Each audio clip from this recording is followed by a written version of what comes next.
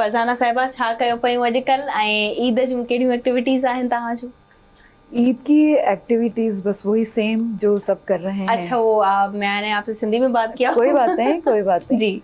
तो बस वही, जैसे सर ने कहा कि सभी कुछ उन्होंने बता दिया कि रमज़ान के बाद एक ये ऐसा त्यौहार आता है कि इसमें कोई तब्दीली नहीं हो सकती। सबका जोश, बच्चों का ज़्यादा, तो मुझे लगता है कि छोटे बच्चों की ज़्यादा ईद होती है, और जिस घर में बच्चे होते हैं वहाँ पे ज़्यादा सेलिब्रेट की होती है। चूड़ियाँ, मेहंदी, कपड़े, ये सबको फ़िक्र होती है। 10 दिन अभी ईद में कम ही होते हैं, तो सबको फ़िक्र होती है ये करना है, ये जी। करना है।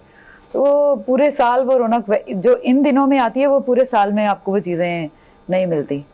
सही। फरज़ाना साहिबा आपने कहा कि बच्चों की ईद होती है, लेकिन मैं समझती हूँ कि सबसे पहले तो हम बड़ों की ईद होती जी है। बिल्कुल बिल्कुल, क्योंकि हमारी भी हमें होती है, इतनी हम तैयारियां से करनी होती बिल्कुल। हैं बच्चों के हवाले से, खाने के हवाले से, जी। गानों के हवाले से, क्या क्या तैयारी नहीं हमें तो करते ऐसे ही हम। सब वो टारगेट रखा जाता है जी। कि इसलिए मैंने बच्चों पे ज़्यादा वो फोकस किया। बिल्कुल वो तो है ही है, सभी की ईद है, और मेरी दुआएं हैं सबके लिए कि अल्लाह ताला सबको अपने हिफ्ज़ ईमान में रखे। आमीन। और इतना रहमतों और बरकतों वाला महीना गया है, तो इसकी सारा पूरा साल इसकी रहमतें और बरकतें हम सब पे नाजिल फरमाए अल्लाह ताला, आमीन। सो पहिरीं हाणे असीं गानो ॿुधंदासीं।